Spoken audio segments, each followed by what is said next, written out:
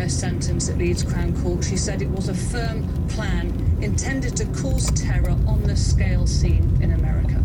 17 people have died after an amphibious vehicle capsized in the US state of Missouri. Divers spent the night searching Lake Table Rock near the town of Branson. Several children are among the dead. More than a dozen people are believed to have been wounded in a knife attack on a bus in northern Germany. A man forced his way onto the vehicle in the city of Lübeck and started stabbing passengers. A suspect has been arrested.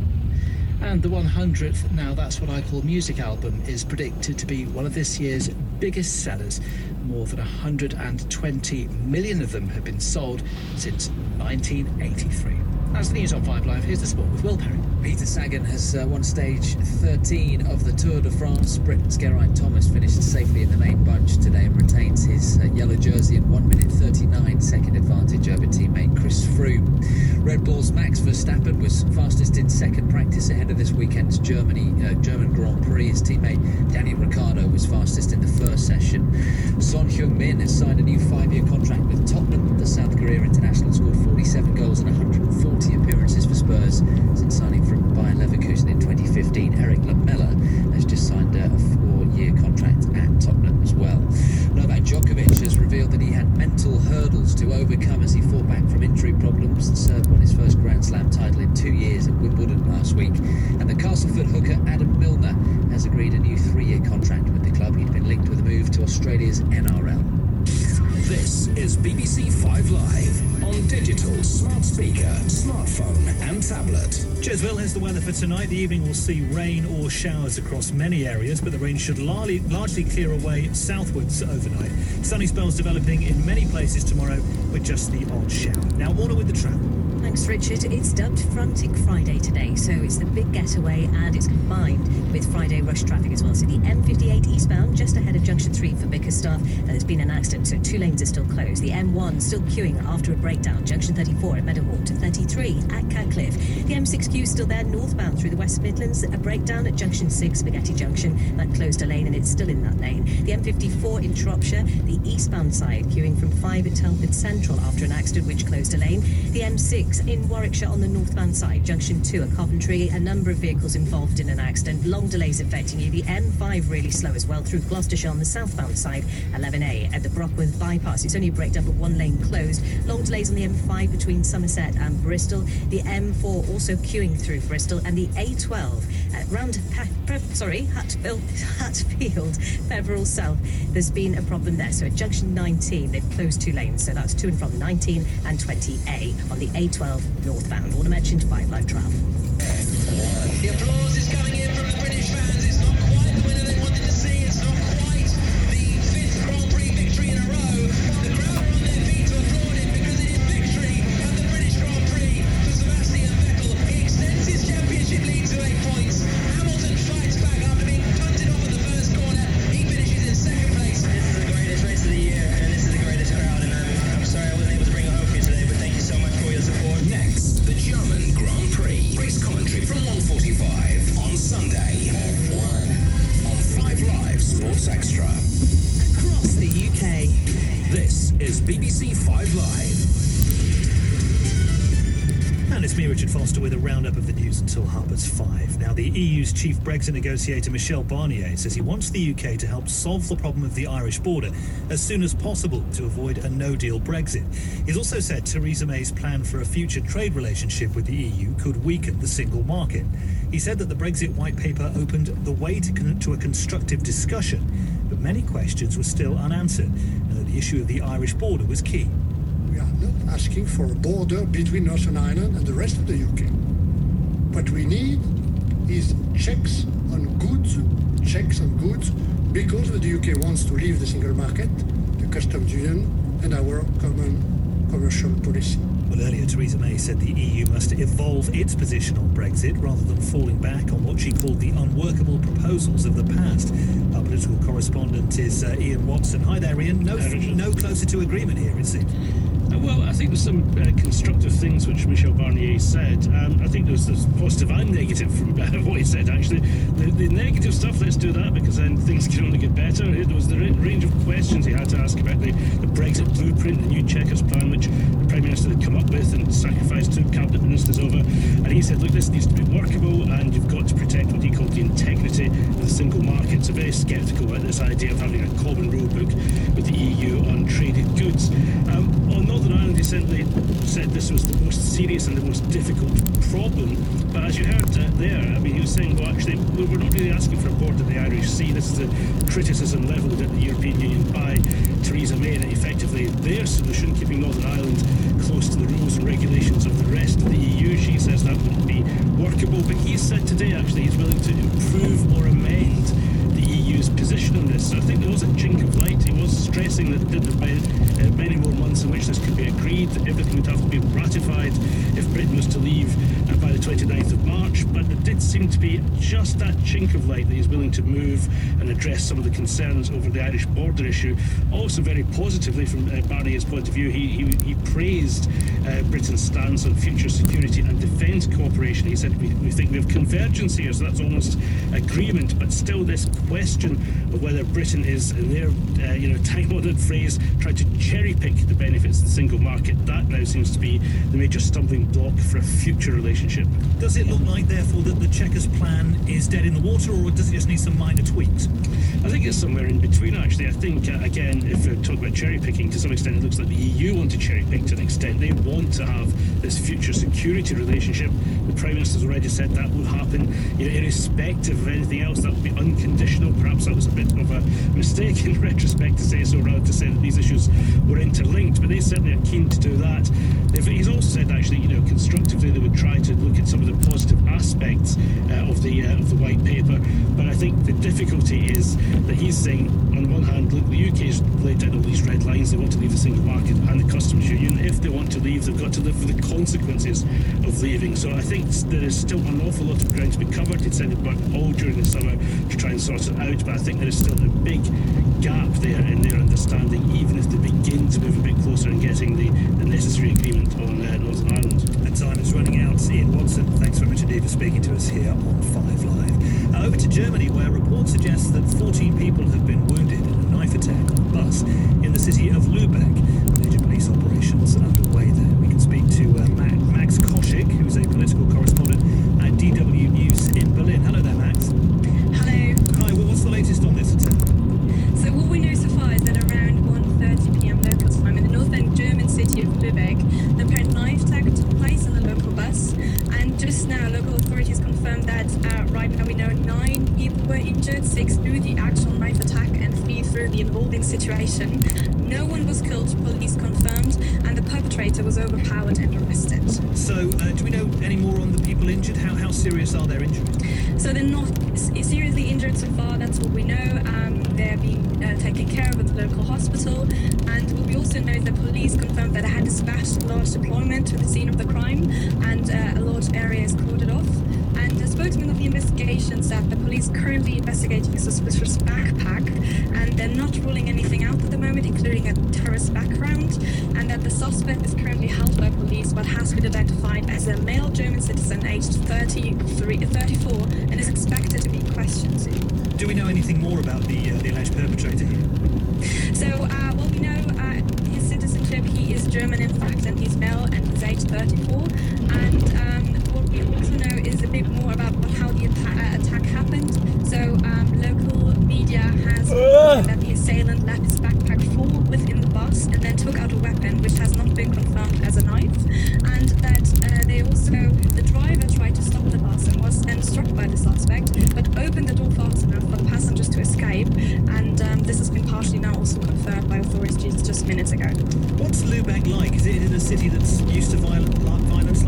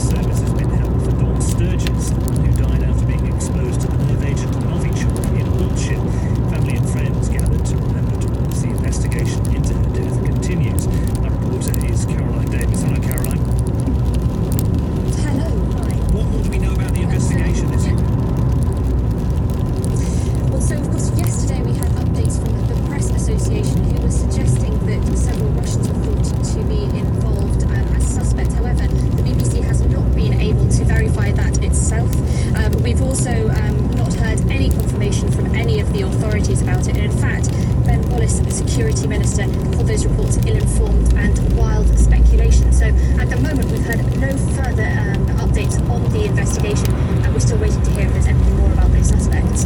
What can you tell us about the memorial to Dawn today? Well, it's nearly been 3 weeks since Dawn Sturgis and her partner Charlie Rowley were collapsed after they came into contact with the nerve agent Novichok. Now today, one of Dawn and Charlie's friends, Sam Hobson, held, as you call it, an informal tribute to her. So Sam was with Dawn and her partner Charlie the day before they were taken into hospital. He spent the day with them, and he was actually with Charlie when he began to show symptoms from the Novichok. Now, Sam decided to hold some informal drinks for her friends at a local pub, and then they went to a nearby park to enjoy the sunshine and remember their stories. And I spoke to Sam earlier before that event. Well, I know Dawn for a year. I know Charlie a bit longer, 6 years. But Dawn, she was a really nice, friendly person. She always looked out for people. She lent people money if they needed it. She helped them out in any way they could. So it's a shame to see her go, really. She was a really caring person. She liked to be the mother of everyone, really. Tell me about what you understand that happened that day when they were found. Did you see them that day? We were just having a drink at Lizzie Gardens, and dyeing each other's hair like red, white and blue for the England game and stuff. And I stayed with Dawn for a bit while she was dyeing her hair blonde. And Charlie came back later, and then we went to Charlie's, stayed there late and had a few drinks and that. And then I left early hours in the morning, come back round in the morning, and then the ambulance was there for Dawn and taken her away, and it looked really bad. She didn't look in a good way at all. And then later on, obviously I had to ring for Charlie to an ambulance. Our reporter Caroline Davis speaking to Sam Hobson, a friend of Dawn Sturgis and Charlie Rowley, as the investigation continues into that Novichok attack in Wiltshire. It's 5:15 here on 5 Live with a roundup of today's news. I'm Richard Foster. Two 15-year-old boys who plotted to murder pupils and teachers at a school in North Yorkshire have been sentenced to 12 and 10 years in custody. Reporting restrictions have been lifted and they can now be named as Thomas Wiley and Alex Bolland. The teenagers plan to reenact the Columbine school massacre, in which 13 people were killed almost 20 years ago in the United States. Our reporter is Fiona Trott.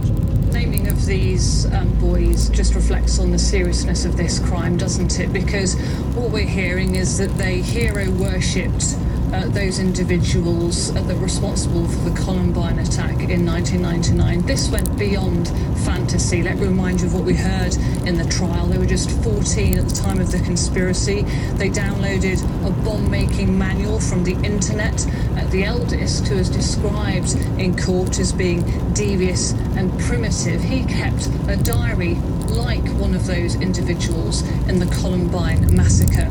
And he apologised in advance for committing one of the worst atrocities in British history. That's what his diary said. The youngest also told a teacher he would be performing a service to society by carrying out a mass killing. That's something he admitted to one of the teachers at that school, who later discovered that he was on this so-called hit list that the two 15-year-old boys had.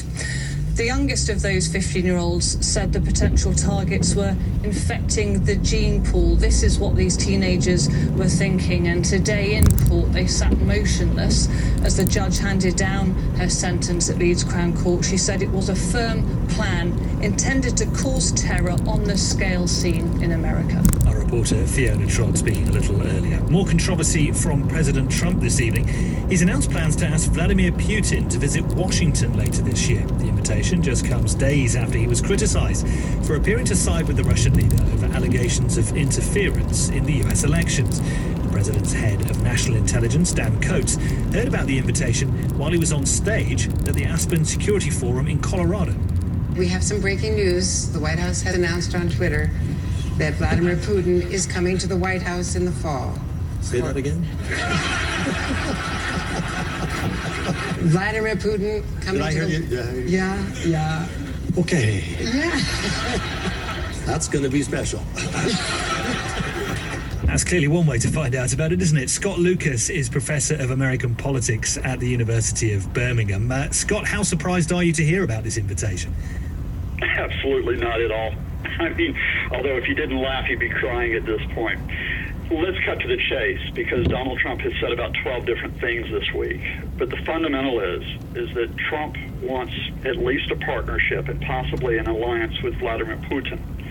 Now, when his own officials push back, the White House staff, Republicans in Congress, the Director of National Intelligence, Dan Coates, Trump might take a half step back. You know, for example, saying this week, oh, when I said would, I meant to say wouldn't. But then as soon as he's got a bit of space, he takes that further step forward to try to get what he wants, which is the idea that he and Putin are really the two guys who can run the world. Is the timing significant? I mean, I noticed earlier that he's invited him over in the autumn when the midterm elections are due to take place. Is it there to make him look a bit more statesmanlike, do you think? Well, it's an attempt to make him look statesmanlike, because despite the fact that you and I and others may question how wise it is to sort of be putting all the eggs in the diplomatic basket alongside Putin, close advisors to Donald Trump, some of those who are in the White House, some of those who are out but still close to him, like Steve Bannon, believe three things will really push Trump to victory in November's congressional elections. One is tariffs, and a tough line on trade.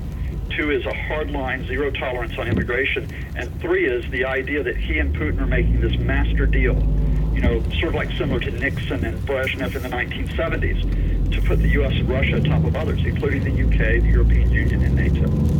And Dan Coates hearing about this in Aspen as well does look a bit odd, doesn't it? I mean, he wasn't told by the president in the first place. It would be odd if this was a normal administration.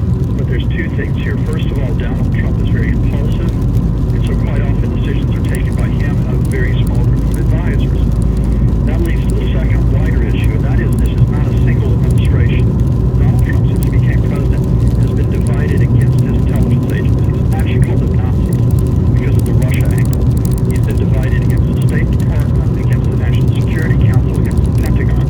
So in that divided administration, you've got to think of him taking an aggressive step and enforcing all those other agencies, including Dan Coates at the Office of National Intelligence, to try to respond to him. You mentioned tariffs a little earlier. There's reports tonight that President Trump's ready to intensify that trade war, putting tariffs on every single item that comes in from China to the United States, which is worth around $500 million. That sounds like quite something. Quite something, but they've been flagging it. I mean, almost every economist will tell you, most American businesses will tell you, indeed we're already having the effects on farmers and on industry that the tariffs will hurt the American economy. But the idea is in the short term, Trump's game is to say, I'm tough Donald Trump. I'm making America great again by standing up to China, by standing up to others like the European Union. And, for example, the next tariffs that will come down will probably be on Germany, for example, over their automobiles. And those tariffs will keep on going on and on and on, while Trump still thinks he can get political advantage of it. We'll see. Scott Lucas, thanks very much indeed, Professor of American Politics at the University of Birmingham, speaking about the invitation that Mr. Trump has given to President Putin for this autumn. The international fight against HIV and AIDS is in danger of stalling due to dangerous complacency, according to a panel of experts. A report published in The Lancet says the epidemic could re-emerge as a new generation enters adulthood. Professor Linda Gale Becker is president of the International AIDS Society and one of the report's authors. Linda, why is the image of AIDS, why has it stalled, do you think? Well, Richard, I think there are a number of factors for this. I think some of the notion that we would, get things sorted by 2030 was premature. I think also this led to a loss of focus, and I think we've, if you like, taken our eye off the ball. And there are regions where I think politically and ideologically we are not doing the right things. For instance, Central Asia, Eastern Europe, where we've seen a 60% increase in incident infections. So there are real regions in the world where we just aren't doing the right things. And that's what the Commission does. It says, let's keep treatment going, but we've also got to refocus on prevention. We've lost that focus on primary prevention. Do you think that the image of AIDS and HIV has sort of lessened a little as well? People are just no longer as scared of it as they once were. Yes, I think that is perhaps one of the double-edged swords of now being able to tell people this is no longer a death sentence, that if you take a pill a day, you can survive as long as anybody else. And you're right, I think, you know, there are people who would say, well, then what's the big deal? But it is still a life-changing event, and it has huge impact on health systems in countries and in regions. And for this reason, we really do need to, rejuvenate the fight against HIV and AIDS, if only because we just cannot keep treating more and more people for long periods of time. We just don't know how that's going to be a sustainable response. How much closer are we now compared to, say, in the 1980s when AIDS and HIV was at its height, at least in terms of image? How much closer are we now to a vaccine? Well, I think the exciting thing is that there is some progress there. We have 2 large efficacy trials in field and of active immunization and 1 of passive immunization with immunoglobulin. I think within 5 to 7 years we'll know whether those vaccine regimens have any impact. I think we want to keep people interested in the vaccine field because ultimately that is the way to endemic. Professor Linda Gale Becker, President of the International AIDS Society and one of the report's authors, talking about the dangerous complacency which the disease runs the risk of coming across. Well, thousands of Ryanair passengers have had their travel plans disrupted because of a 24-hour walkout by pilots. Thousands more are going to be affected next week as well. Just